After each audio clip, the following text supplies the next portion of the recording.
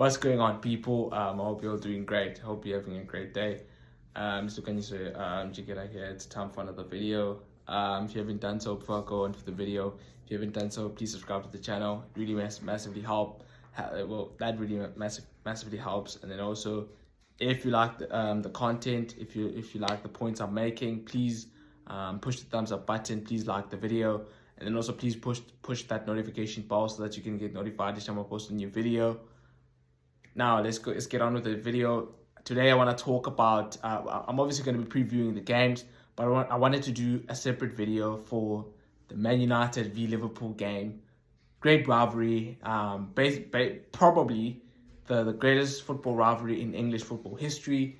Man United versus Liverpool, two of the stonewalls of English football, two of the most successful teams in England.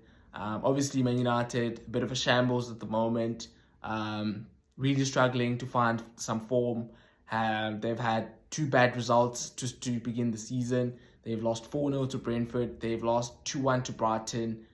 Liverpool haven't had, by their standards, a good start, because Liverpool have set such high standards in previous seasons that you would have expected them to start with 2 wins from the first 2 games, especially considering the fact that they were playing Crystal Palace and Fulham.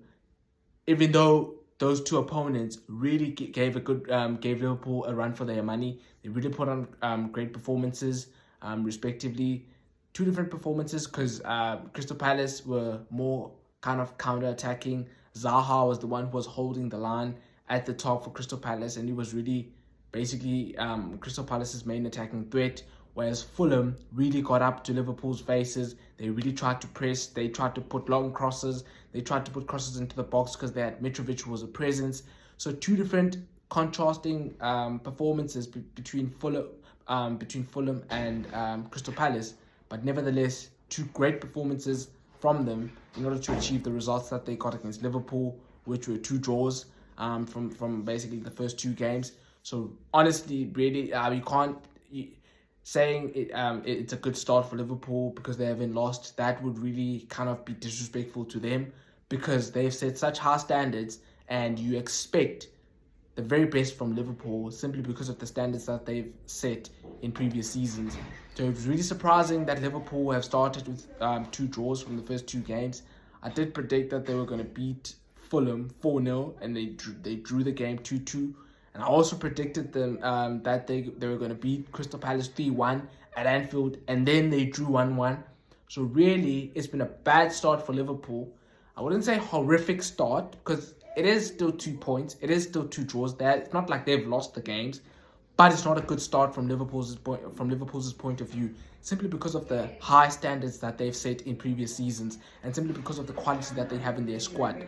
Yes, I understand that they currently have injuries in their team, but they are they're still very much a formidable team, and they still have some top players playing for them in the lineup.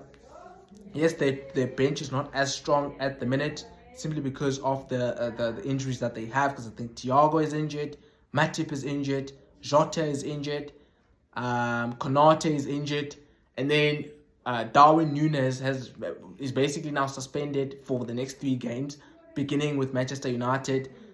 He's basically suspended for the next 3 domestic games because of that stupid red card he got against Crystal Palace. So really a thin squad for Jurgen Klopp to work with, really difficult at the minute. But you would still expect Liverpool to perform at a high level, because they've still got Salah, they've got Luis Diaz, they've got Trent Alexander-Arnold, Robertson, Alisson, Van Dijk, Fabinho, Henderson. So they still have a core group of their first team starting in their starting 11. So really, it's not been a good start for Liverpool.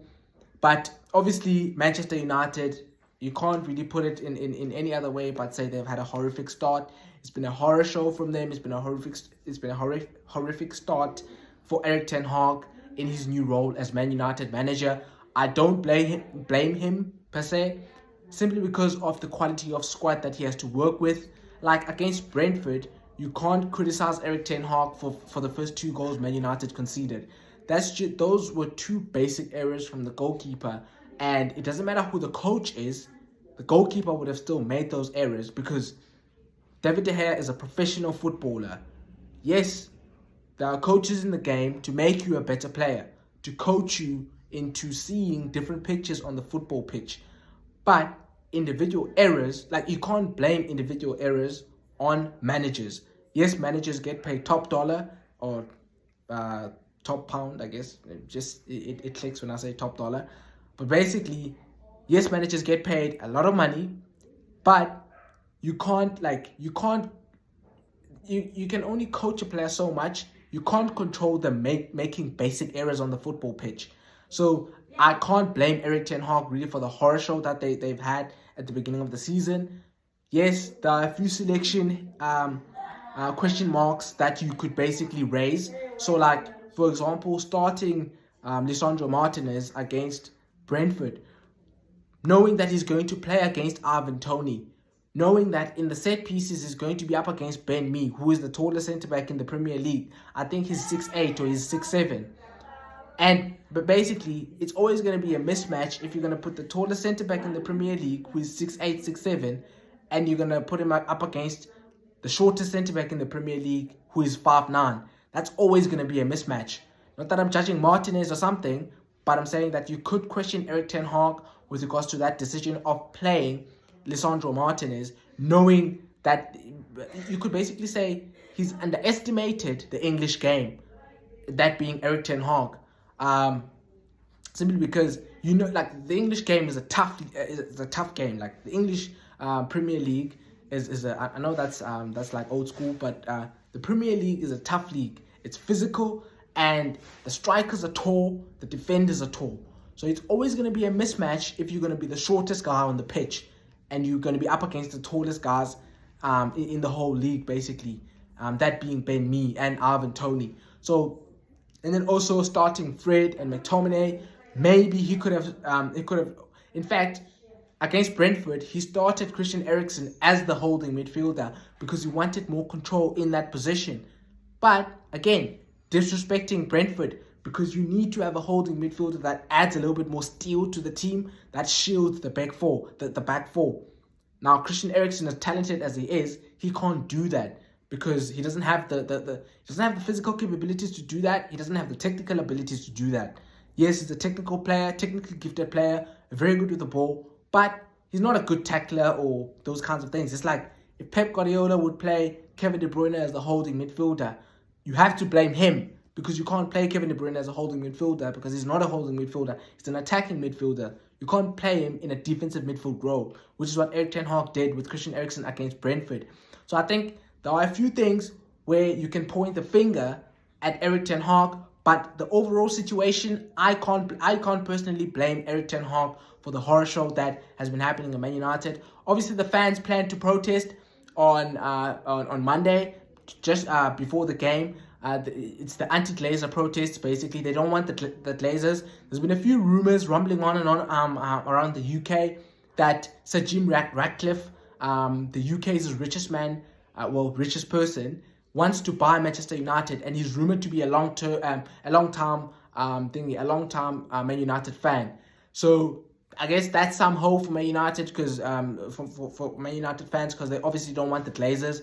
I wouldn't want the Glazers as well if they were the owners of Manchester City, simply because they're using Man United as a cash cow. They're using Man United to take dividends out of the football club, and they're not putting the right people in the right positions in order to make sure that Man United succeed as a football club first on the pitch before any commercial success and all of that stuff. So they're taking advantage of the commercial success of the football brand that is Manchester United. So as a fan, if I was a United fan, I wouldn't like that. So I get it. I get why the fans want to protest. I get why the fans want to kick the Glazers out. Yes, the Glazers have spent money. You can't fault them for not spending money, but you can certainly fault them for not hiring the right people in the right positions so that that money that was being spent was spent correctly.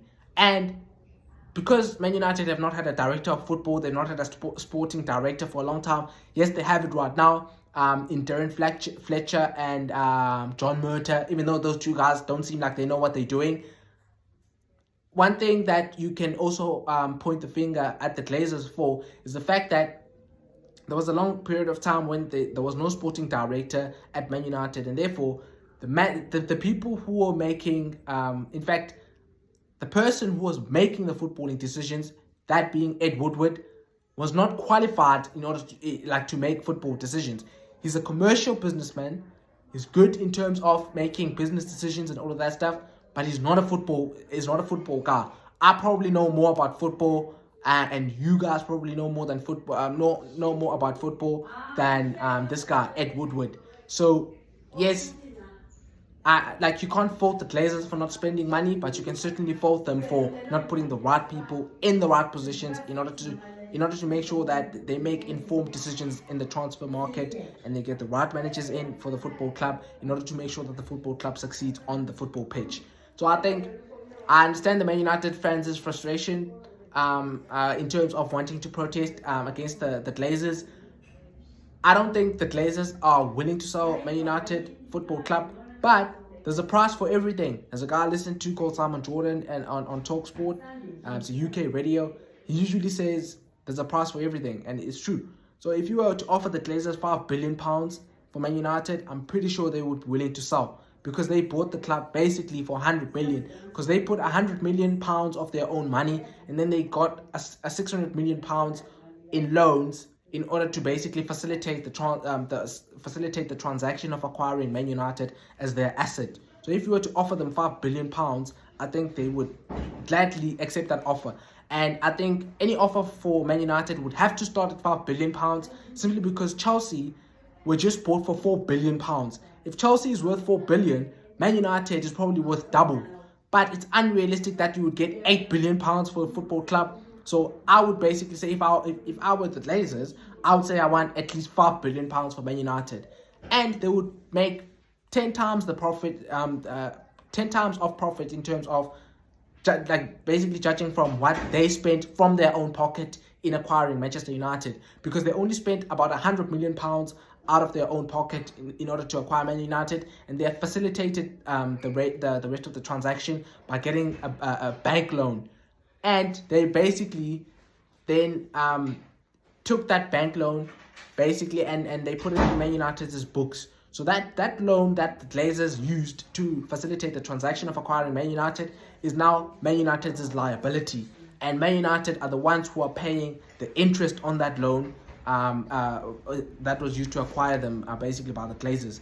So I understand the frustration of the Man United fans, to be honest. If I'm being perfectly honest, I can't necessarily blame them for being frustrated. When you look across the street, when you look at Manchester City and you look at their owners in terms of putting the right football people in the right positions and getting the right coach and basically getting the success that Manchester City are getting, I think it's only fair to complain about the Glazers in terms of how they are running Manchester United.